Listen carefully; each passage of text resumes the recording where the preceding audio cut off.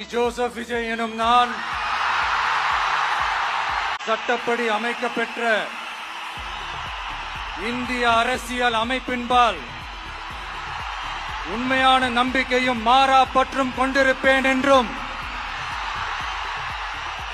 இந்திய நாட்டின் ஒப்பில்லாத முழு முதல் ஆட்சியையும் ஒருமையையும் நிலை நிறுத்துவேன் என்றும் தமிழ்நாட்டு அரசின் முதலமைச்சராக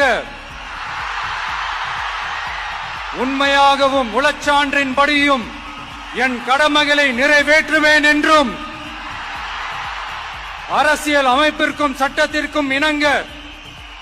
அச்சமும் ஒருதலை சார்பும் இன்றி விருப்பு வெறுப்பை விலக்கி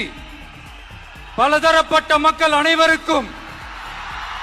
நேர்மையானதை செய்வேன் என்றும் ஆண்டவன் மீது ஆணையிட்டு உறுதிமொழிகிறேன்.